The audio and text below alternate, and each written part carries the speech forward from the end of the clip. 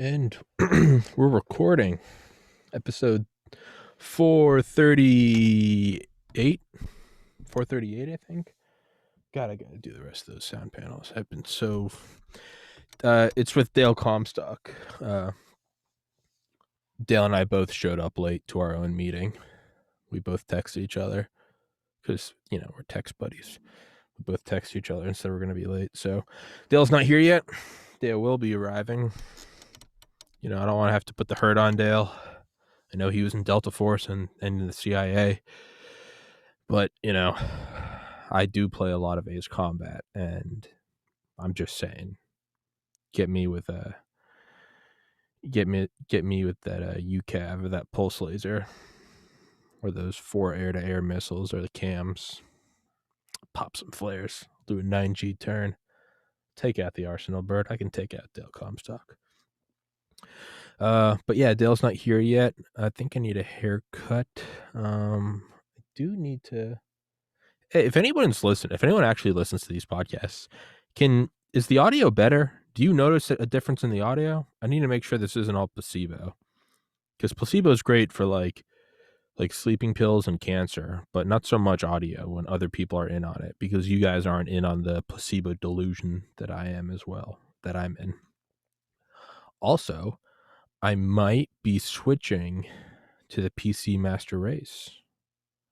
My friends have finally convinced me. It might be time to leave the Mac cult. Primarily because I want to. Well, I also I was just looking at some shit and I was like, man, those look really cool. Those look really fucking cool. The water cooling and shit. Ooh, I love some heat dissipation.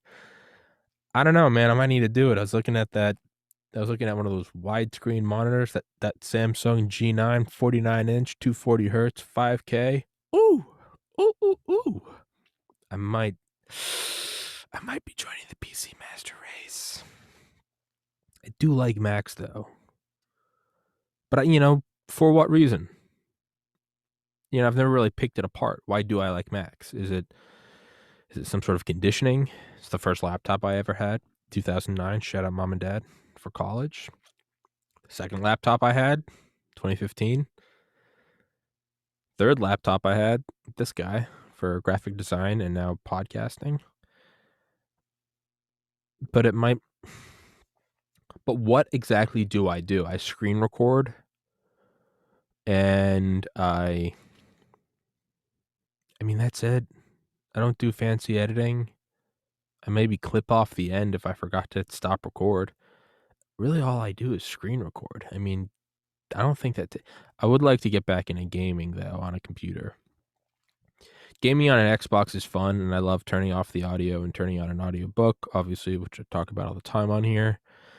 But in high school, when I lived in Maine for a year and moved away from all my friends, which sucked, my friend Matt and I we'd play Battlefield Vietnam and Battlefield 1942 and Team Fortress 2, and simple games, but there's something about the social aspect of it's you and a buddy running around shooting stuff that the older I get, I do miss more. It's I work myself crazy. Why is this camera always unfocused? I work myself crazy, and I do think it's healthy to have a little bit of a social life, even if it's just on video games. But yeah, so I was looking at some I'm not going to build a rig because I will destroy it. I have no idea how to, and I'll just get flustered and I'll end up saying fuck it and buying a MacBook, and then I'll just still be out all those pieces. So I'm thinking about buying a pre-made rig, like an RTX 3090, which I'm very aware are expensive, but I kind of want it water cooled. Ooh. I could plug my HVAC tubes right into it, make it look like a fume hood. I do need to do those last bit of panels because I got this whole area to the right. None of that's interesting. No, you don't give a fuck. Buy this new hoodie. Look at this, Post Malone. It's fire. It's not out of focus. I designed it so it looks out of focus on the right sleeve, huh? That's some talent. I designed it and printed it so it looks out of focus and then comes into no one else does that. Guys, we talked about my merch. It's the best in the game. These are all of my designs. I mean, come on. This isn't some Teespring bullshit. This isn't some Shopify. Well, it is on Shopify, but it's not some, drag and drop and it's a cotton and machine. No, look at this. Look at that. I mean, look at that quality. Yeah, Post Malone's Wikipedia page printed right there. Michael Jackson's 34. I mean, I Fall Apart, Beer Bong and Bentley's, Psycho. I mean, guys. I mean, dude, come on. I'm tired of pretending like this shit isn't the best. Okay? I mean, you need to make sure my internet's connected. Make sure Dale's not. No, it's connected. All right. No excuses for you, Dale. No excuses for you, Mr. Comstock. No excuses. No excusey. Let me just.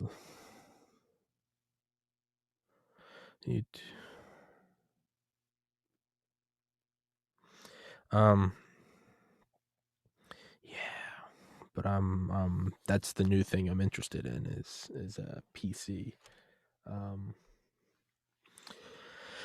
Yeah, I do miss gaming, and I don't know, there's something fun about it. There's something fun about a PC. Oh, there he is. Dale's here. Dale is arriving. Any second now. He should pop up on the screen. His name is Dale Comstock.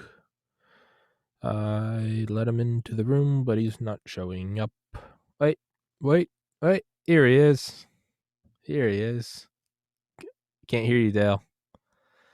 There, it's connecting. Is it connecting? And Dale, I'm on. What's up, man? Hey, I've been we're recording. I've been just talking out of my ass for 10 minutes. So yeah, we're recording. Right. But okay. All right, cool. I didn't know you was ready. All right. You good? Do you want me to stop? Do you want me to stop recording? No, I'm good, man. All right. Well, okay. All right. Yeah. Well, everybody, listen. It's Dale motherfucking Comstock. You know who he is. He's the American Badass. His book will be in the description.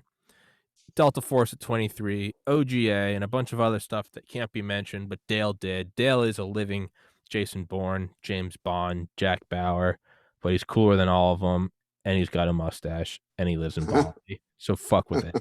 But we broke off. We did a UFO episode. We did nuclear security, but we're gonna steer back towards Dale's stories, because unlike most of these podcasts, I don't mean me and Dale, I mean me in general, it's just wild speculation and what ifs.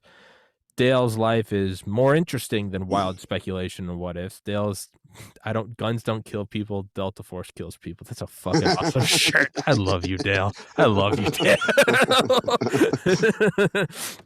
But yeah, Dale Comstock, we're back discussing American Badass. Dale, take it away, my dude. Yeah, man. So for everybody that's listening, won't go into my whole bios or anything like that. You can go back to the first episode of chapter 1, where we start talking about my book, American Badass. So today we're actually up to, looks like Afghan Cowboy. So I think, yeah. So this is kind of a funny story. I thought it's a great story. Had a lot of twists. Yeah. So for those of you that have ever seen the movie 12 Strong, right, where the Special Forces ODA goes out in Afghanistan, they're the first wave in the invasion in Afghanistan, and this 12-man ODA Special Forces team basically take on a horseback mission to meet with one of the warlords and like carry his warriors to help fight the Taliban. So that was actually not very common. However, it did happen over there. There were times when you had to ride horses, man, in Afghanistan, particularly because it's very mountainous terrain. And if you got to haul, equipment, water, things to the top of a mountain. It's, vehicles. Look, the roads were not really made for particularly U.S. Vehicles like Humvees. The roads are relatively narrow. They're dirt roads, and because of the grade on some of these roads, they're pretty damn steep. At this particular camp, we had well, actually, almost every camp I had where we were embedded in the mountains, we had an LPOP that was on the top, basically overlooking us. And those guys would go up there and they would easily stay up in that OP for a week straight. And so that was their place of duty on top of this hill. And so they needed to be resupplied with ammunition, water, food, things like that. And the easiest way to get it to them was on the back of horses and mules. Also, there were times where a horse insertion would be would be better because of the speed, the terrain, and maybe the equipment that you're bringing in, right? So I ended up. So make a long story short, I ended up going to some training to ride horses. It was a week-long course up in the Northeast, and the goal was to teach us a relatively small group of about 10 guys how to pack mules and how to maintain and ride horses. So kind of for a combat role, but really the whole course was a zero to nuts course on how to do everything from maintaining and feeding a horse to literally how to put one down if he gets injured and you got to put him away, right? So really good, interesting training. Had a veterinarian up there. He gave us on day one, gave us a class on veterinary care for horses. And my experience is in canines. I've been training canines for over 40 years. And so what I thought was interesting is I'm going from training predators and managing predators to managing prey animals, but they're nonetheless, they're pack and herd animals. So what I discovered was a couple things. One was I didn't know that a horse could easily live to be 30 years old. We had a couple up there who were like 32 years old. And what I found interesting was the horses that we brought in, we actually brought them in. We I don't know where they leased the horses from, but they brought them in. And we were in a kind of a mountainous area up against a reserve, so to speak, and a national park. And but it was really pristine country, man. Freaking just beautiful up there in the mountains and stuff. And we built a little small paddock with hot wire, and they brought the horses in. And what we had, we had horses that were up in the 30s, and we had one horse that was young as 6, a little filly. And I couldn't tell the difference between the old horses and the younger horse, other than the superficial scarring, but the muscle tone, everything else seemed to be relatively the same, and yeah, and I always wondered about that. It's like, man, how is that possible that these horses can, the older horses keeping up with the younger horses, no problem, especially on these long rides to the mountains and stuff. And I thought, in terms of human beings, imagine an 80 or 90-year-old dude or woman, trying to keep up with, an 18-year-old kid, walking through the mountains with a load on his back, and keeping up. Yeah. And so, and I thought, well, what makes the difference? Why is that different? In fact, when you look at most animals out there, particularly prey and herding animals, they go full bore right up until the minute they die. And when they die, they just drop off like instantaneously. It's all over, we, on the other hand, as human beings, we hang around forever on medicine and wheelchairs, and basically, we're the walking dead, and not much of a quality of life as we get older if we're in that situation, if we allow ourselves to be in a situation. And by the way, it really is a choice. To some degree, it's a choice. I found that through my studies and observations that we can live easily 80, 90, 100 years and still be relatively spry, young, strong, and capable. We don't have to be relegated to a wheelchair and a lot of drugs. It's a matter of diet, nutrition, and exercise. Mm-hmm. Anyways, that's what kind of got me going in the direction of getting my doctorate degree in alternative medicine and natural health. I want to learn more. Yeah. And so here I am, I'm kind of using this for my coaching, but also just for my self-preservation.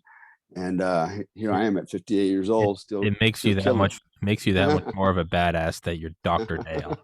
That you're Dr. Well, yeah. So the story is really not about me so much as about this event that I went through on this training with this horse and what ended up happening. So while we were out there for this week, right, we were, we had a lot of fun, saddling horses, cleaning horses, riding horses, actually I got dumped by my horse. I had probably one of the best horses out there. He's a ranch horse, Appaloosa, and a pretty spirited horse. And I remember one day we went for a ride, and on the way out, somebody in the back of the formation was wearing a sweatshirt. Like, I don't need this, too hot. And took it off and just threw it on the trail, figuring he'll pick it up when they come back. A horses ain't dumb, man. So we're out for about an hour or two, come back, and my horse is on point. And my horse is walking down the trail. He could see this sweatshirt laying in the road, in the trail about 50 meters in front of us. And I guess he knew that that wasn't there the first time he came through, and now it's there, right? And he knew it was kind of weird. And so as soon as he saw it, his ears went up. I could see he kind of like dialing in on it. Okay. And almost, I mean, it happened so fast. He bucked me off. I didn't even see it coming. I mean, literally just one hard buck, and I went flying off his back and literally did a complete somersault over his head, landed flat on my back underneath him, looking up at his face, looking down at me. And I'm surprised I didn't break my back, man. I mean, yeah, it was late. It was a 270-degree flip, man. Just whap, and he was as calm as ever after that. I thought, oh my God, he's going to stomp on my head or something, So did he know something was up? Yeah, he saw the sweatshirt and couldn't identify it, and it freaked him out. And I guess maybe he thought I was trying to push him forward, and he wasn't having it, man. He took me off of his back, right? So we had all this stuff going on. Then and then so what happened later on was we had actually two horses die, right? We had one horse. He was an older horse. He's about 32. He's doing fine. And then one day you could tell he's kind of like getting really sick, like really fast within an hour or two, right? And what he had was what's called, I guess they call it in the horse world, they call it torsion. And, in the canine world, we have a similar condition. It's basically where the stomach rotates on its axis. And it's particularly like German Shepherds dogs have a long body that are very active, that can happen to, right? It's called bloat, B-L-O-A-T, where the stomach spins around on its axis and ties off both ends. And now you got this balloon, right, just growing up with gas inside of it until it ruptures. And it's particularly dangerous when you feed it like a German Shepherd, right? He's got a full stomach. You really don't want to run him because you could end up with that kind of a situation, right? And it's not like you just unwrap it, right? It's a serious life and death, life and death situation. So you got to get surgery and things like that. Well, apparently horses can get the same thing. It's called torsion. And I remember when the veterinarian brought it up, I'm like, well, what do you do, and because it's a damn horse, right? And they're like, well, they gave us this, I don't know what it was. It was kind of like a I don't know, electrolyte package of electrolytes and salts and stuff like that, right? It's a white package. They said basically pour this in a bucket of water and give it to the horse, and hopefully it'll somehow sort itself out. That seemed to be the only answer, right? So we had some of this stuff, and I'll be damned, we had this horse. His stomach rotated around on him, right? It was one of the older horses, and you could tell he was just miserable as hell, man. He was just walking around. He was kind of like heaving and throwing up, saliva, and you could just tell he was in misery. And he would literally walk through the electric fence unscathed by it, just plow through it. He was just like completely gooned out. And he would go down to there was a little river there. He would walk down the river, just stand in the river, and just kind of like, I don't know, cool himself off. But gotta be painful as fuck. Yeah, it was, man. We knew it, and we're like, okay, what do we do? Let's try this mixture, right? So I remember we did that, and we put his head down in the bucket. He just lost his shit, man. I mean, he was jumping and bucking, and just a wild stallion, and just went freaking out all over the damn place. And finally, he ended up dying, is what happened. And so we had to hook him up to a tractor and pull him off to the side, And I'd be damn, man, the coyotes just devoured that guy over the night, man. We didn't realize it was going to happen that fast, but we're just trying to get him out of the paddock. And so one was down, right, like that. So we're now down, we're one short of horses, but we had a few spares. And then there was this one particular 6-year-old filly that was, everybody really liked her, very young and spirited, and just good little, like a puppy, man. But, and then there was another horse that she hung around with, a male. And he was an ornery horse, man. He went around picking on everybody, bullying them, biting them, kicking them, You could tell he was definitely the alpha, man. But the little one hung around him, right? She kind of used him for protection, and he kind of seemed to like her too, right? So they were always together everywhere they went. Well, on the last day of training, we're sitting like underneath a little tent thing, and we're kind of getting a brief back, on the week's training and everything that we, experienced, what we did, blah blah blah. And the horses are out there in the paddock, they're all grazing and stuff, and you look at them, oh, they're really serene, right? It's picturesque. So I remember I looked out there, everything's good to go. I looked up at the instructor, I looked back out, and when I looked back out the second time, that little 6-year-old was flat on her side, down hard. And what happened was apparently she was grazing behind her friend, who, I guess he saw something behind him sneaking up, Spooked and them. his first impulse for him, and they were they had horseshoes on, was to kick. So he fired backwards and Oh, caught her right between the eyes, right, caved her skull in, and fuck. yeah, it was pretty bad, dude. Skull was cracked open, brains were coming out, but she wasn't dead though. But she was down and she was on her side. You could tell she was gone, but still functioning, and there was no way that she was going to recover, man. She had blood coming out everywhere. It just, you could tell she was not all there. And so we're over there trying to evaluate what are we going to do, and we had a PA with us, man, like, nah, she's done. We're going to have to put her out of her misery because she's still alive. And she did some really weird shit. Like at one point, she just started on her side, started running, like galloping at full sprint on her side. She wasn't going with it, but she's laying on her side, just legs just moving like she's in a full gallop for about 4 or 5 minutes. Jeez. And like, damn, fucking, that's kind of weird. And so, who like, has anybody got a weapon with him, right? And one guy had 2 firearms in the trunk of his car. He had a 22 and a 9mm. And we're like, all right, let's go get the weapon and put her out of her misery. So we were taught by the veterinarian, because we asked the question from the outset of the course, like, what do you do if, you have a horse, you have to put him down?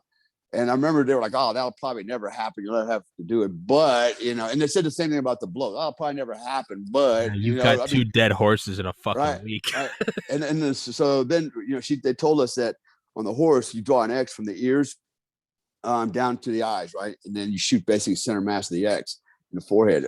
And so, okay, so we got what, 22 and 9mm? Roger that. Go get a gun, man. So what do? The guy goes up and brings back a 22. I'm like, why did you bring back a 22? Let's come back with the 9mm. Let's go, Yeah, just do all it. right, whatever. You got what we got, right? So, anyways, then it got to be a funny, little shit show. It's like the one guy was like, oh, I'll do this. I'll take it. I can do this. It's like, okay, all right, you do it. And he's drawing a little X on the horse's head, and and he wasn't an operator. So he gets a little nervous and he squeezes the trigger too hard, pulls the muzzle down. Instead of shooting the horse in his forehead, he actually shoots it through the sinuses, right? Jesus. And so that made it even worse. Now you got blood and shit, coagulated crap just blowing everywhere. And, the horse is just snorting and choking, and it's just a freaking mess. And he's like, Yep, that did it. I'm like, no, that did not do it. No, yeah, that did it. I said, no, it did not. Look at his stomach. It's going up and down. He's still breathing. It's like, shit, man. I said, give me the damn gun, and and finally, he got it right and put another one in there and got it over with. We hauled it off, and I remember the owner of the horse. He was torqued, man. He's like, what are you doing to my horse? As he came up and got him. We're like, really, sir? We didn't do anything. It just these two things happened, and we just had to deal with it, But so now, after this week's worth of training, I'm the, I'm not a subject matter expert, but I'm a lot smarter than I was before I got there about horses, right?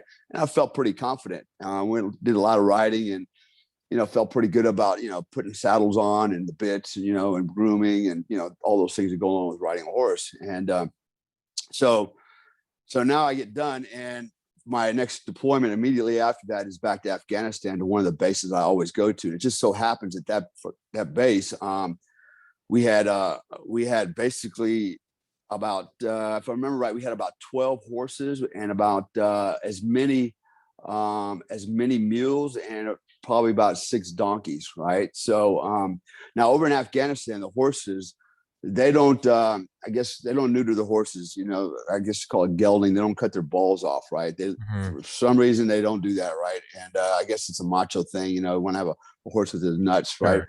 But horses that still, haven't been neutered, they're very spirited animals, man. They're freaking very aggressive, got a lot of energy, man. They're Dude, not very docile. yeah, my dog. I remember I texted you last year when I had to put my Yeah, dog down. yeah, Oscar, he was 17 and a half. His back half is paralyzed since he was 2. He was a toy poodle. He was like half blind, mostly deaf. But because he was paralyzed young, his back legs still worked. They kind of kicked, but his spine was broken when he was like 2.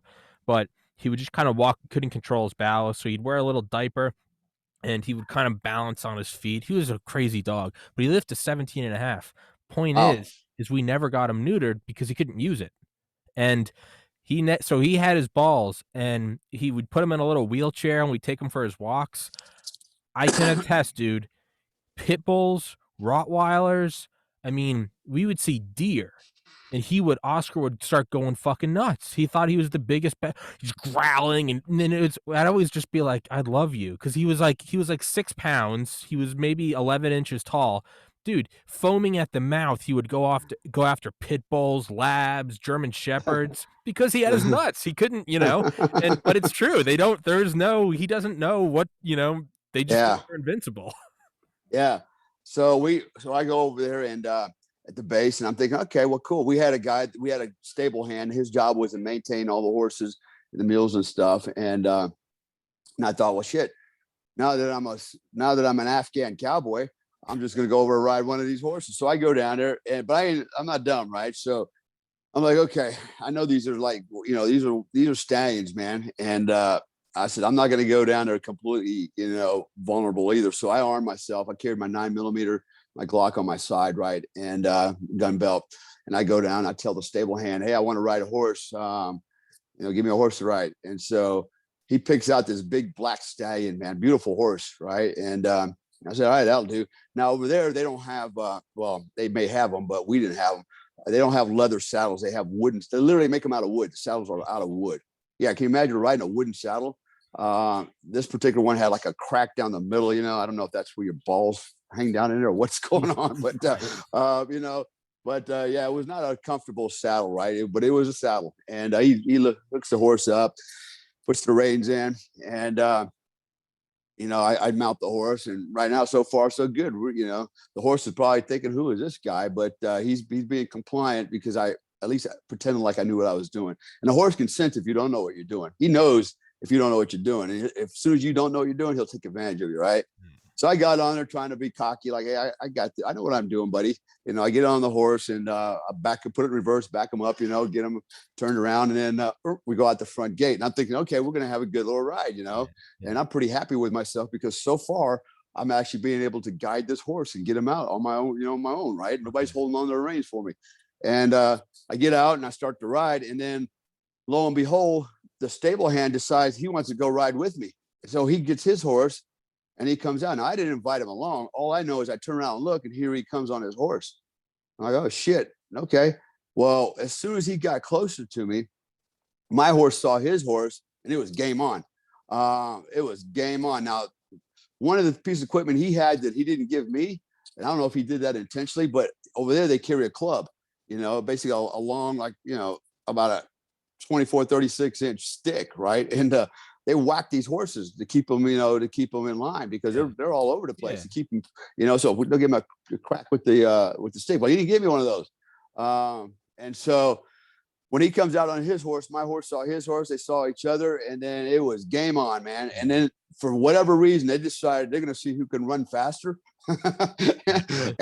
And I wasn't any part of this. I had no part in this negotiation. I'm just along for the ride, man. Like, wait, whoa, what?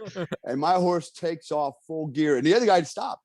He didn't even follow. He managed to control his horse because he had the power steering module. I didn't have it, right? And my horse takes off and runs up the side of this hill, right? And on the top of the hill, we had LPOPs, our listening post, observation post, and it was about a platoon of Afghans that were up there with all the machine guns. They had, that's their encampment. They had their tents and ponchos and everything up there, and basically there's a place of duty 24/7. They were providing overwatch, and my horse runs up this hill and runs through this camp at full tilt, and I cannot stop him, man. I'm pulling back on the reins. I'm trying to rein him in on one side. I'm leaning back in the saddle, and I'm getting zero response, man. This thing's on autopilot, doing what it wants, and it goes blaring through the freaking camp. And literally, I'm riding through, laundry's hanging and stuff. I'm riding through the freaking laundry and shit, and all the Afghans are running for their lives, like, what the hell is going on? And the horse is just speeding through the camp, man, just running all over their shit, and I'm just hanging on for dear life, going, crap, I can't stop him, man. And So he barrels through and he turns around, he comes back and he's again full speed out the camp. And we basically go in there and just decimated the place. And now we're running down the hill, and it was very rocky terrain, a lot of rocks, man, rocks and boulders. It's Afghanistan.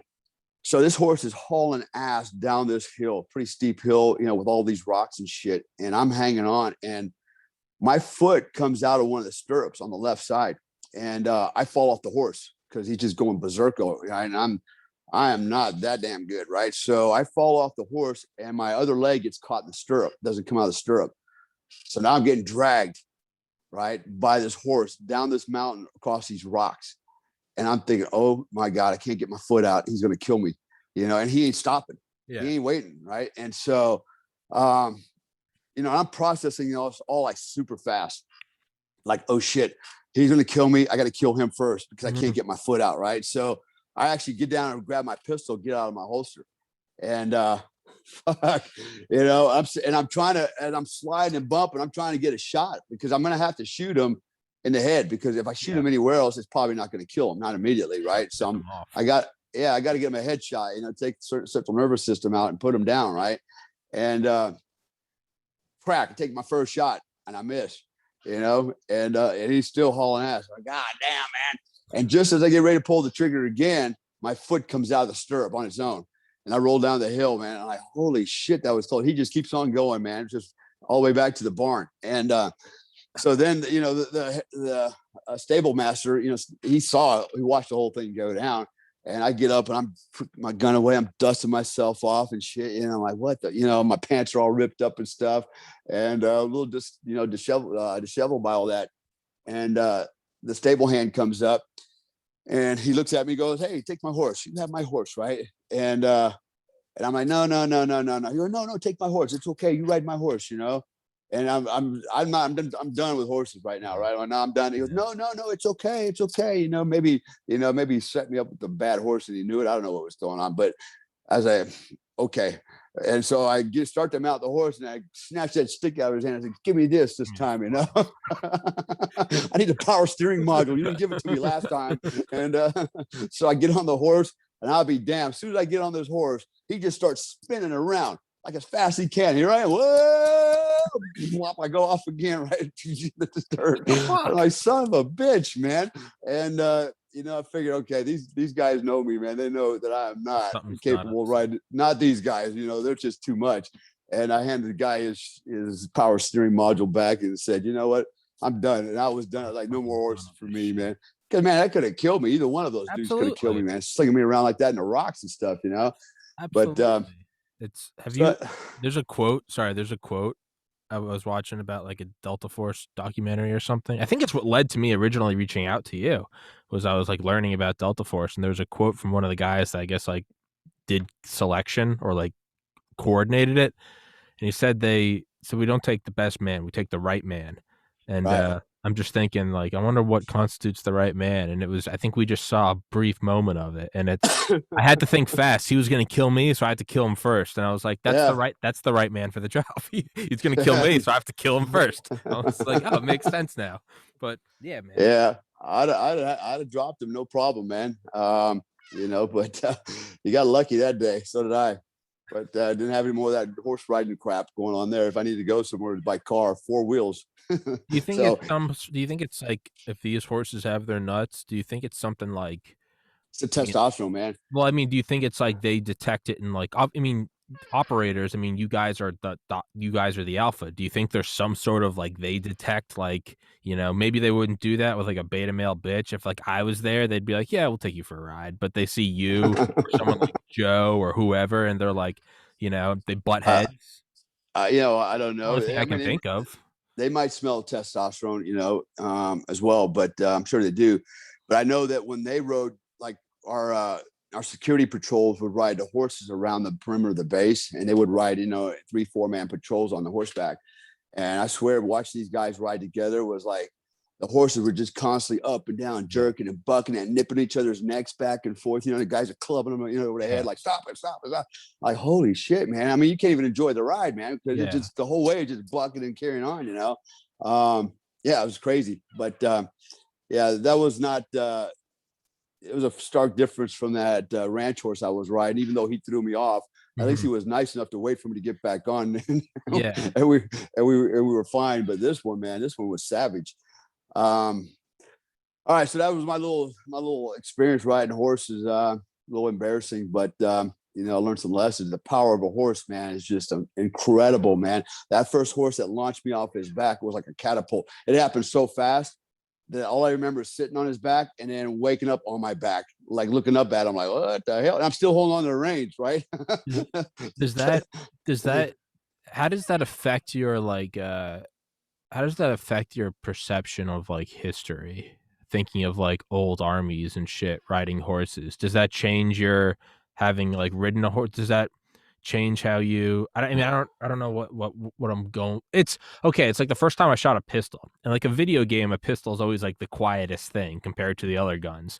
First time I ever shot a pistol, I was like, "Jesus Christ, it's loud as fuck," and I realized I was like, oh, it's kinda like the whole, every battle plan doesn't survive contact with the enemy. It's like, oh, this is all of a sudden every war scene in every movie looked different. I was like when I shot the M2 the first time, Yeah. all of a sudden that So threw World War II in a different light. So sorry, what I wanna say is when you ride a horse and you kinda see in reality what it is, you see how, like, monstrous these things, does that change your perception of even just cowboys and Indians and shit? yeah, actually, man, it does because first of all, I tell you what, you can't ride a horse that damn long before like for example, wearing blue jeans on a horse, particularly on a horse bareback, they're just the seams of your blue jeans on the inside will just tear you a new ass, man. I mean, Yeah. very painful. With time, just it was just not a comfortable thing. And I'm thinking, man, how do these cowboys ride Yeah. all day long, or Lewis even and Clark. Indians riding bareback, on, I mean, the horse is sweating and you're freaking, your legs are freaking burning and sweating, and the seams of your pants are rubbing you raw. Um, yeah, so I think back to the history, people riding horses. It's like they make it look so easy in the Mhm. movies, but um, it's not really. I mean, unless you got some high speed equipment and saddles and stuff like that, I don't see how it's a very comfortable thing on a day to day basis. And but yeah, it gave me a lot of respect because one, the power of a horse, man. You got to respect that because he could kill you like no problem, man. Yeah. And you're lucky that you can even get on him sometimes without him giving you any resistance. But just the whole and the cool thing is some horses are just like dogs. They have different Yeah. personalities. Some are real docile, some are little assholes. Some are real sneaky. They know you don't know how to ride them. They'll spin around and they won't let you get on them. Like they're laughing at you stuff. What's funny is my son though. My son turned out to be a horse enthusiast, and he's also a Green Beret and a Ranger. And but early on. He was a horse. He liked horses, man, and he actually had a racehorse, and he was quite adept at riding horses, better than I was, man. I actually went up to his place, and he had some horses out there, and kind of rode around a little bit, but he actually had the knack for it more so than I did. Yeah. But yeah, yeah, horses. Yeah, you have to look back in God, man, how people cross America on the back of a horse, and Insane. yeah, it's I Like, guess you get used to it, but I can tell you, I didn't get used to it in a week. yeah. Uh, Everything was hurting after that. Yeah. So Well, I mean, like, my mindset always changes, like, again, when you see reality, like, my old man's got a they've got a my parents got a nice place way out in the woods. I mean, it's out there, and driving out there in an air-conditioned, SUV is like you're way out in the sticks, and you gotta bring there's solar power, they've got well water, it's all fantastic and shit. But when you go out there and you see how much of a bitch it is to go out there in 2021 with, satellite GPS and you can bring your toothpaste and your toilet paper, and it always just fucks with my head because I just think of like loggers and shit in like the early 1900s, 1800s and stuff. And you're like, you start to realize you're like, that was a different breed of man. And you're like, okay, the guys building railroads in Alaska, you're like, these truly were like Paul Bunyan motherfuckers, like, right? yeah, Like, yeah. like it's, and then real quick question, how does that, how does that make you think of like, was it Hannibal that rode the elephants? Oh. Yeah. I can't even imagine that, man, getting on top of an elephant. And they're actually more temperamental when they start, Yeah. what they call it, going into a musk, and the testosterone levels go up.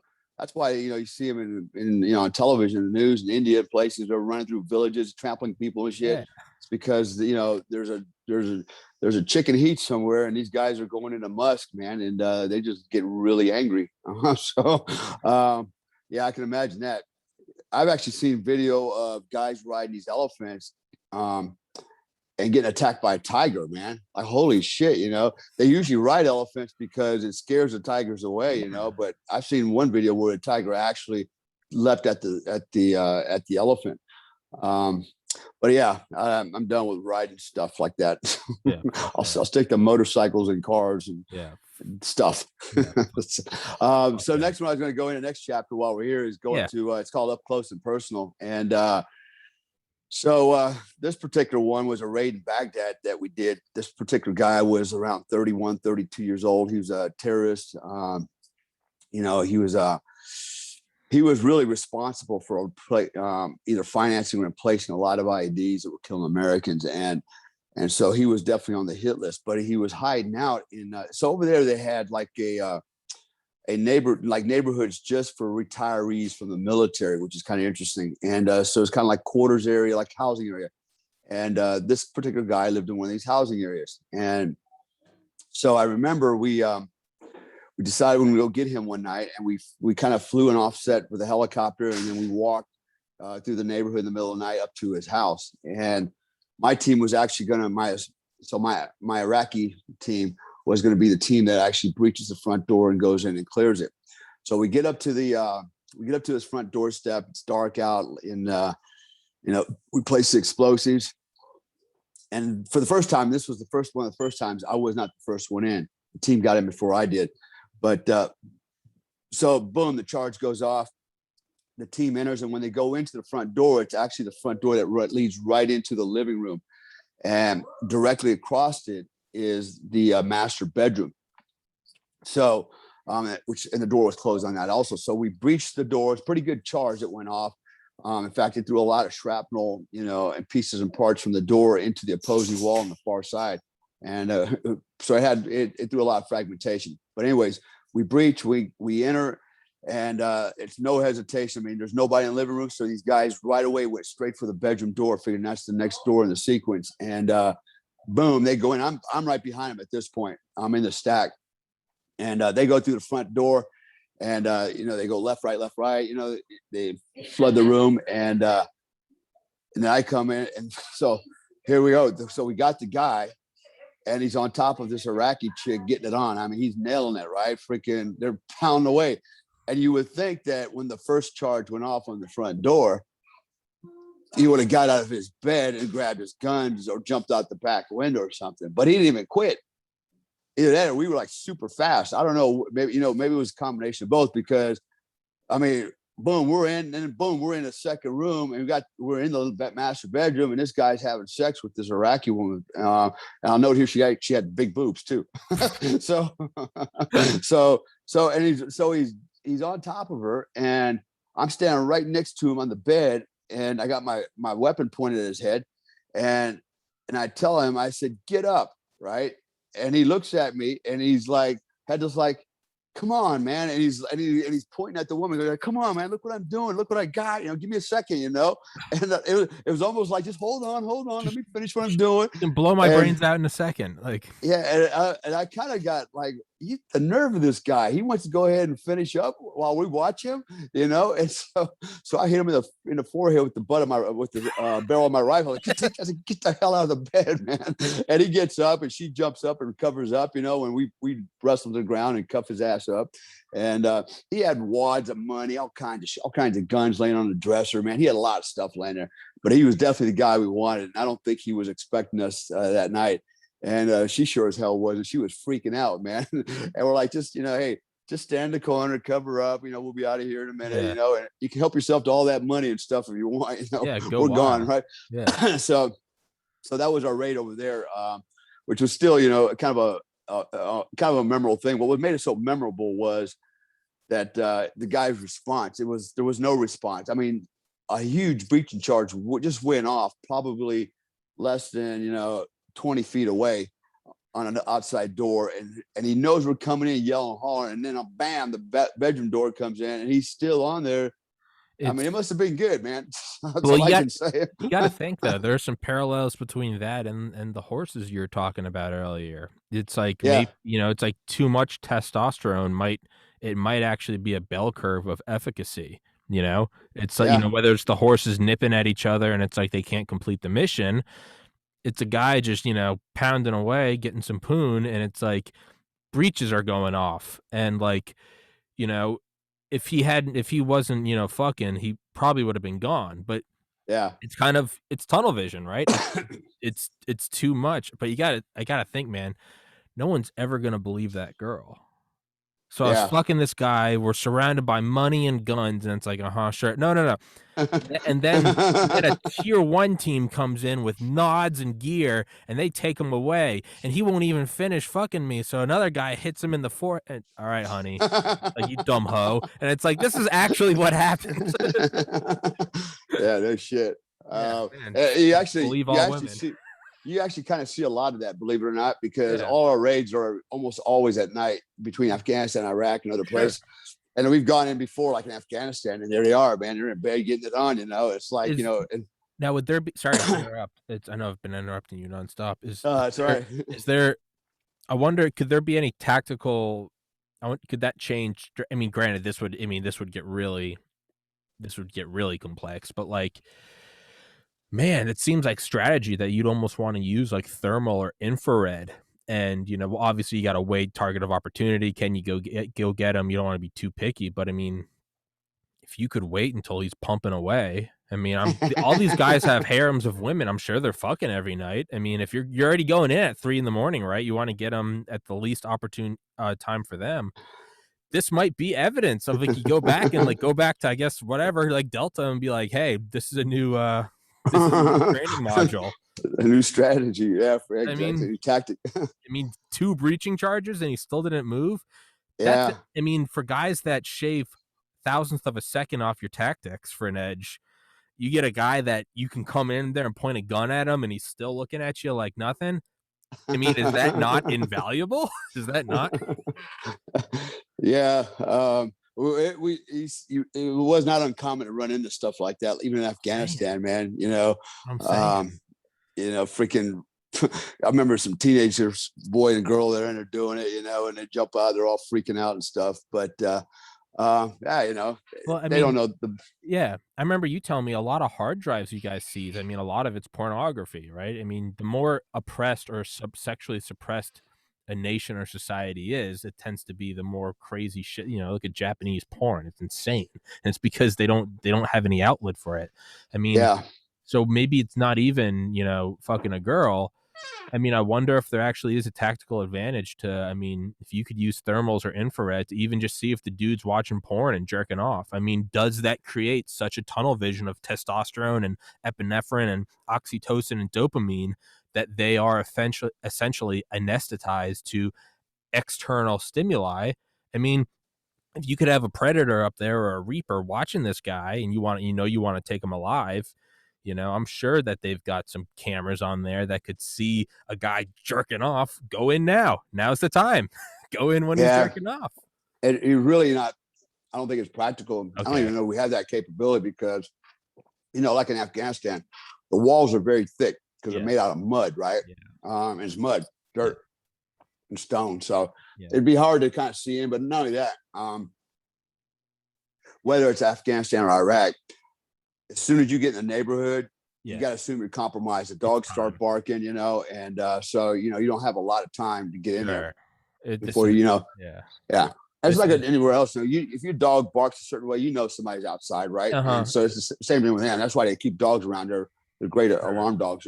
It's probably this is the equivalent of like, you know, this is the equivalent of like the rich celebrity who's like, "Why didn't the cops just shoot him in the leg?" And it's like when adrenaline peaks and you're in tunnel vision, right? You empty the mag center mass until the person's down. It's this is the equivalent of me being like, well, why don't you wait until he's having sex? And it's like, dude, you got to get the whole team. You got to send in the Blackhawks, right? You know the target's there. Your asset on the ground's telling you that he's there. It's time sensitive. The whole village is in on it. Like you said, they were like Mogadishu, right? They start putting tires down. There's no wait until he's jerking off. This is why I'm not in the Pentagon. This is why I'm secluded to my podcast. Well, yeah. So yeah, a lot of interesting stuff. Next one I was going to talk about is so some peculiarities, particularly with the Afghans. We had this one guy. He was he's an Afghan, but he was an intel analyst for us basically, and he was really good at collecting intel. In fact, at one point he was Taliban, and he was a lawyer. He's a Taliban, and he's an actual lawyer, but worked for Taliban. And he switched sides, came to work for us, and he was the guy basically responsible for, going through all the intelligence and helping to, develop, our battle plans, things like that. For the most part, pretty decent guy, man. You could definitely tell he was educated. He ended up in Pakistan as a lawyer. Now he's back in Afghanistan, fighting the war. And so I always thought, that guy's pretty respectful. I mean, he's got a law degree. He's pretty damn smart. He carried himself a certain way until one day he comes into the office to ask a question, and I look at him and I go, "What in the hell?" So what happened? What he did was he took a sewing needle with his thread, and he taped it to the top of his eyebrow so that the needle was right in front of his eyeball, swinging right on one side. And I'm like, what in the hell is that? I said, what are you doing there, right? And what he told me was he had a sty in his eye. And so whatever, some Afghan mojo stuff, I don't know what it was, but he said that was how you make the sty go away. You basically tape a needle by a string to the top of your eyebrow and let it dangle from your eyeball, and it makes the sty go away. What's a And sty? a sty is like a cold sore, like a cold sore, but like, when your eye gets inflamed. Okay. You red sty there, Yeah. pus, head on it. It's kind of irritating. I get it from time to time. Sure. But he's wearing that, and I'm like, Jesus, man, this guy was a lawyer, and he's handling all the intel, and he's coming in with some. This is his medical answer to a sty. It has all kinds of scratch in our head. Go, okay, all right, and then later on, we catch a guy, and we got him, hemmed up, and so now this was when, all right, so this is when Kane, what's his name, came out. Senator Kane came out basically insisted that should be no interrogations, right? Because he was a prisoner of war. Interrogations don't work, which is total bullshit. I'm here to tell you firsthand information, interrogations work. There are many American kids alive today because interrogations work. And by the way, they don't have to be like, the First Blood movies, Rambo, where, they're pulling out your fingernails with, pliers and driving, nail bits into your knees. You don't have to be that extreme. They just have to think you're going to do bad shit to them, and they'll freaking start singing like canaries, And but when he came out with that policy, basically it was, it started out, we got POWs. Okay, we don't have POWs. We're not allowed. They're not prisoners of war anymore. We can't have prisoners. So what are they now? Well, they're personnel under control. We call them pucks. Okay, now he's a personnel under control. We can't interrogate him. What do we do with them? We interview them. Like, really? Yeah. So basically, and you can only interview him for 3 days. So you catch a bad guy, or you think he's a bad guy. You can isolate him, but you got to give him 3 hots in the cot. Be nice to him. You can't be mad at him. You can't call him names. You got to ask him questions nicely. And according to the liberal think, if you're nice to the bad guy, he'll be nice to you, and he'll work with you, which is total bullshit. They knew the game, right? So you ask all the questions you want, and they weren't going to answer. They'll tell you some bullshit. And so I remember we had this one particular guy, and it was getting really frustrating because one of the things these guys would do when you catch them is the first question out of their mouth was, "Are you arresting me as a terrorist or as a criminal?" Right? There was a difference, because if you're arresting him as a terrorist, he was happy. because he knew all he's got to do is shut his mouth for 3 days. He gets to eat and sleep, and nothing's going to happen. You're going to give him all his gear back, and he gets to leave. If you get him as a criminal, the Afghan National Police take charge, and he's doomed. He's going to some freaking dungeon for a long time if he survives that. So he was happy to be a terrorist because he knew we were going to treat him nice because we're supposed to, right? And so that was kind of frustrating too, because what do you do with these guys? Hey, Mr. Bad Guy, can I ask you a question? Where's your leader at? And it doesn't work. None of that works, right? And so unfortunately, you know what? Unfortunately, it's this liberal mindset, this thinking, this belief that, we're better than that. We don't interrogate. We don't have to be mean to the bad guy. If we're nice to the bad guy, he'll work with us and be nice to us. Man, that's so damn naive, man. That's so naive. And I hate that when the civilian world gets involved in shit like this, because they don't know jack about war fighting, man, especially in that particular part of the world at the time. And so I remember we had a case officer. He's trying to interview this guy, and the guy's just like not cooperating, not at all, right? And it's just very frustrating. And so finally, the case officer just loses his shit. He goes, "You know who we are? You know who we are as Americans? We put men on the moon. Just imagine what we could do to you. We could put men on the moon. Just think what we do to you." And the guy laughed, right? He just literally laughed. He goes, "No way. You can't put a man on the moon. The moon's only that big."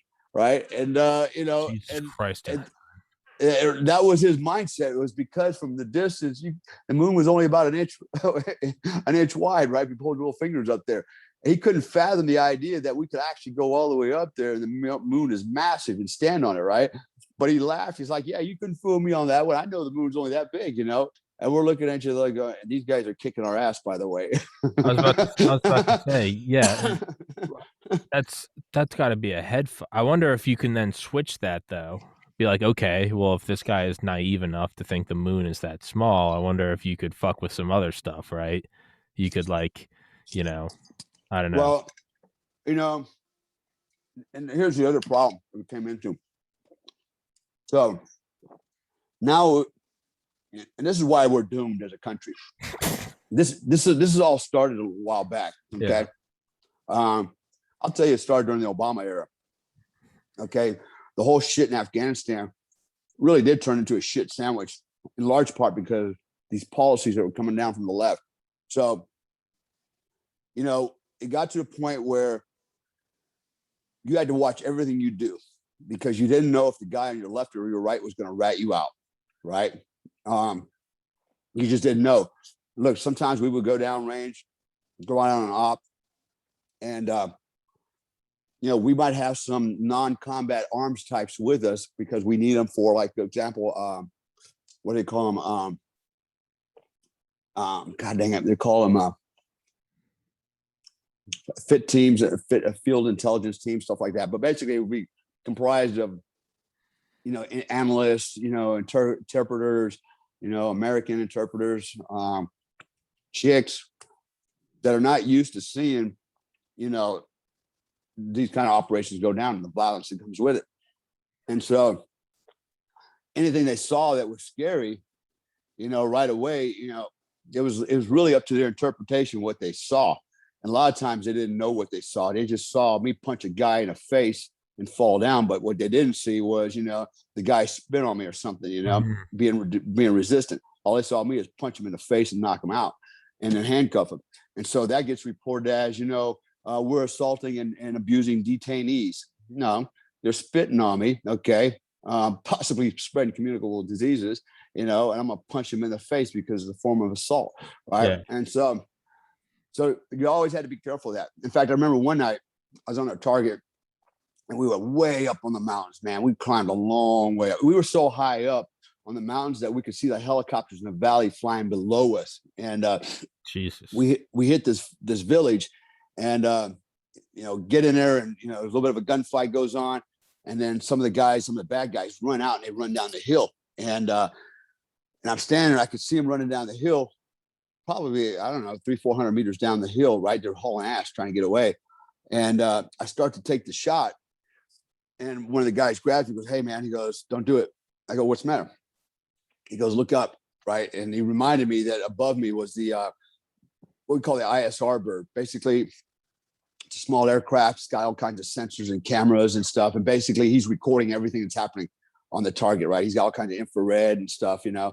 And so, had I popped those guys on the bottom of the hill, now they've got record, and somebody could, you know, contest that. Go, oh well, you shot a guy in the back that was running away from target. Yeah, he was just a bad guy shooting at us, and basically he's running away. Who knows? Maybe to set up an IED, maybe to get to a, you know, a DSHK machine gun that's sitting on the other side and start blasting us with it. You know, he's a bad guy. But it got to that point where now everybody's afraid to do their job because, you know, they might get reported for doing their job because somebody else didn't like it. I'll use another example that I think is a classic example of what was going on. So in Baghdad, so Alan West, former Senator Alan West, good friend of mine, and so he was a colonel in the army in Baghdad. And as I understand the story, I wasn't there per se, but as I understand the story, his unit had captured a couple of insurgents. And so they were getting IED quite a bit on this road. And this one particular night, they rolled up a couple of guys that knew there were IEDs down the road. They didn't know where. And so they didn't want to proceed down the road with the IEDs there. So they get hit. And so he started interrogating or interviewing the guys about the IEDs. And basically they'd be defiant, you know, whatever, screw you, you know. And so finally, Alan, as I understand it, you know, pulled out a weapon, handgun, and put it to the guy's head. He goes, "You're either going to tell me, I'm going to let the air out of you," you know. And sure shit, the guy starts singing like a canary and told him where the IEDs were. And so essentially it worked. And guess what? No Americans died that night. But somebody that was there had a problem with that. And we reported him. And within, I think, 72 hours, Alan West was discharged from the Army. And thought he becomes a senator, which was cool. Anyways, it's kind of in your face. But that's the kind of stuff that was going on, man. You know, I've been on bases where I was on a forward operating base one time where we had the OGA there and had a lot of what we call combat tourists. These are, you know, people that come in from consulates around the world. You know, maybe they're in Paris, you know, and oh, hey, we got an opening for someone to go to Afghanistan to a forward operating base for intelligence duties. Oh, I want to go. Because it's their, you know, they get to check the bot that they did intel in a combat zone. So they go to a forward operating base, you know, and that's why we call them combat tourists. And so, but what they tend to do sometimes is just get in the way. And I remember at this one particular site, we had our own compound, a little tiny compound within the bigger compound. And we had our skiff in there, you know, all the secure stuff was inside of this one little inner compound. And I remember, you know, it basically was our fallback position because we had over 500 Afghan mercs in our facility, and we know that some of those guys are Taliban because they're always in their ranks. You can't, you know, maybe your ranks were good until somebody gets converted, gets radicalized. Now he's a Taliban, or they just kind of they work their way in, right? It happened all the time, so we know they were there. So you always had to kind of watch your back as well, you know, because you just never know when your own guys is going to shoot you, and or overrun the whole camp in the middle of the night while everybody's asleep. So I remember this one girl was there, and I think she was logistics or something or intel analyst. I can't remember now. I remember she had blonde hair, and so this basically everybody always carried at least a minimum of a sidearm inside the camp, right? If not your whole, you know, your rifle as well. But as a minimum, you carry your sidearm, right? And so she never wore a sidearm ever. And there was only about, I think, a total of maybe 14 Americans in this camp with over 500 Afghans. And only 3 of us were shooters. Okay. The rest were logistics, intelligence, you know, freaking, I had all, you know, these off the wall jobs and communications, blah, blah, blah. And I remember I asked her one day, I said, where's your sidearm? She goes, I don't believe in guns. I said, what do you mean you don't believe in guns? I don't believe in guns, right? She don't wear a gun because she don't believe in them. I go, you know where you are, right? She goes, yeah, I don't care. I don't believe in guns. I go, you know what? I said, you need to carry a sidearm. It's not for just your protection. It's for my protection. That's why I carry this gun. It's not just for me. It's for you. I said, you know, when they come over the walls, all we got is each other. And if you're standing there with your teeth in your mouth and no gun, you're useless. I might as well put one in your head and get it over with too. You're in my way now. but it just didn't resonate, man. But that's the kind of attitude, that's the kind of thinking that comes to you, man. In that whole situation, I realized later on in the war, man, it's like, I got to get out of here, man. This is no longer about war fighting. This is all about almost like running a corporation. Yeah. And you got people here that don't believe in the war fighting. The reason we're there, and they're just there to check the block, get their combat time, so you get promoted later on. And guns are not part of the equation, even though this is a gunfight that we're in, a major gunfight. Well, we don't need guns. Just, we don't believe in guns. So we're, as an American, man, as a war fighter, I'm not only fighting the Afghans, I'm fighting this liberal mindset from America, right? So really, that's what we're fighting, man. Not just the enemy. We're fighting the liberals in our country by proxy, man. They're in the way, and they're trying to tell us that we don't need guns. We don't need to interrogate them. We just have to be nice to them. They'll be nice to us, and it's really becoming a hindrance, man. I've captured the same guys more than twice, and I'm like, are you kidding? You again? They let you go? Yeah. And I tell them, I said, you know what? There won't be a third time. Third time, I'm gonna be the judge, jury, and executioner, man. If I got to come after you a third time and you're loose again, I said, it's done, man. Yeah. And but it was very common. It got that way towards the end, and I decided that you know what, it is no longer worth. The money is not worth my life and dying for a cause that's bullshit. Yeah. Okay, they lost the cause. It was no longer about winning the war and securing the world from terrorism. It just became just a shit show. There was one time where I had an idea, because I work a lot with explosives. Been working with explosives over 35 years, and I thought, you know what? First of all, here's where as a military, we're making a mistake. We're trying to run conventional operations and basically in an unconventional warfare environment, right? And these guys are using guerrilla tactics on us, and we're trying to fight them conventionally. That's why they're kicking our ass. They're not hitting us head on. They're hitting us from the back. They're hitting us with IEDs. They're hitting us while we're sleeping with a rocket. That's what they're doing to us, and they get away with it.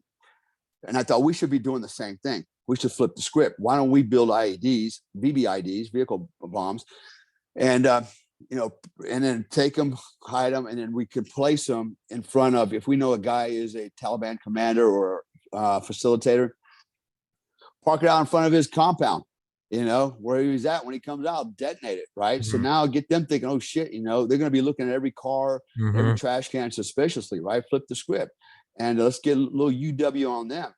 And so I remember I wrote up the concept because I know how to build these vehicles. And I can build them so that you don't even know there's explosives in them. And so basically it'd be, kind of like an Apple cart. You can just kind of drive it in anywhere, park it. Nobody would notice there's explosives in it. Even if they searched it, a cursory search wouldn't figure out that, this thing's actually lined with explosives. So I wrote the whole concept of how it would look, how it would be done, and how we can employ this system. And I sent it up to get approval, man. It comes back, right? With a scathing note in it. We're not into the IED business. That's not what we do. That's what the enemy do, And I'm like, yeah, that's why we keep losing, because we're not fighting like the enemy's fighting us. We're trying to fight them with all these self-imposed rules and blah, blah, blah. And so, they called it, we're not in the business of building VBIDs and IEDs. That's not what we do. And I go, oh, did I say VBID, IED? So I changed it on the memorandum, and I changed it to, ready for this, wheeled explosive delivery system. So it doesn't sound like a wedge. Yeah. Let's call it something else. Yeah. It doesn't sound as scary, Yeah. an IED or VBID. It's a wedge. Yeah. Oh, well, that's good, right? Yeah. And dude, this is the problem, right? Because I got some monkey up there behind a desk, right? Some chimpanzee up there going, we don't do VBIDs because they don't understand the war fighting piece of this thing. They don't understand, it's whether I deliver a vehicle bomb or I deliver a bomb inside a vehicle. I'm just delivering explosive, a weapon system, right, to help us win the war, right? I remember one time I had to. I trained all my guys up. We did a capabilities exercise, prepared for that, because they weren't going to let us go out. My unit was shut down because we had some internal problems. people stealing money from each other. You know, it's typical Afghan stuff, but no drama. They weren't combat and effective. They were quite effective. And I had to basically, to get us out the door, I had to bring the people in from, you know, from higher up from the station. And these were guys and girls that had no knowledge about what we're actually doing in the field, but they were the ones who were proving all the concepts. That's what's even more interesting. They're literally approving and disapproving mission concepts, but had no idea how do we do these things, right? And which I thought was really screwed up. There's like, I got some guy up there, you know, driving a desk, telling me how to run a combat operation, who himself or herself has never, ever been to combat or even had a military background, right? And so I invited them out, and they flew out, and I put on this big, grandiose Capex for me. It was pretty cool, man. It was really neat. And kind of awed. I was like, holy shit, these guys can do all that. Yeah, that's what they can do. So next time I send a con up, you know, you'll look at it a little bit differently, you know. Yeah, there are bombs. Yeah, we deliver bombs with cars, right? Explosives with cars and missiles with cars, you know, and part of it was an education process, but I feel like because we've got to educate these people that have no knowledge about this stuff, no experience, it was just becoming even more of a hindrance. And I remember one time, the guy that shot down Turbine 3-3 is a younger guy. I think he's 23. He shot down with an RPG. He was one of the top wanted guys in Afghanistan for a while. Everybody wanted him, right? He shot down the one that all the SEALs that were on board and Rangers went over the side, right? Yeah, and so we got intel hit that he was visiting his village, which was right down the road from me, like a kilometer away, right? He's in his village, you know, somebody spotted him. He's there, broad daylight. And I'm like, well, hell, let's go get him. We take us no time at all to get down, and we got the guy, right? And I remember I was told no. I go, why? Well, because your guys are on your men are on probation, right? Because the commander was stealing money from the troops, right? And there was this little scam going on between them, but we already sorted it out, right? We, you know, we already fired, you know, the guys that were needed to be fired. And they're like, no, because they're not combat ready. I said, the hell they're not. I've been training them. They're combat ready. And if I take them, we're good. And they refused. I go, the guy's right there. This might be the only opportunity you get to catch the guy. And wouldn't do it. And finally, I just lost my shit in the office. I go, you know what? I said, you guys pay me a lot of money for my expertise. I come here because I bring knowledge, you know, on tactics and strategies and use of weapons and explosives. You know, my job is to train these other guys to go out there and do the job. But if you don't want to let them do the job, then let me go out there. I'll go out there by myself. I said, I'm willing to do that as an American, man, as a patriot. I'm willing to go out there by myself and go get this guy. And, you know, that's what you pay me for. That's what I'm here for. I'm here to win the war, man. And they weren't having that either. I'm like, you know, it just got really, really frustrating towards the end because it seemed like nobody was really interested in winning as much as controlling the way we play the game, you know, and everybody gets to play for a little while, you know, and nobody gets, none of the bad guys get hurt, you know, and it got even worse later on. So we had a guy, we rolled up a suspected Taliban guy, put him in confinement or holding area. And one of my contemporaries went down there to interview the guy. Apparently wasn't in there that long, came back out. The Taliban guy was okay. The next morning, they find the Taliban guy dead in his cell. They don't know why he's dead. He's just dead, right? Well, the last person that was in there was this other guy, this American. And but the guy was alive when he left.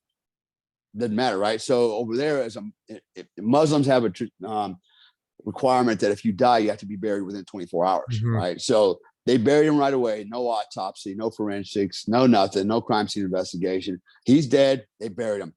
Well, that turned into a murder investigation a couple of years later. And they put this guy, my friend, on trial in the U.S. in North Carolina, right? With really no evidence of any kind, just other than it was all circumstantial.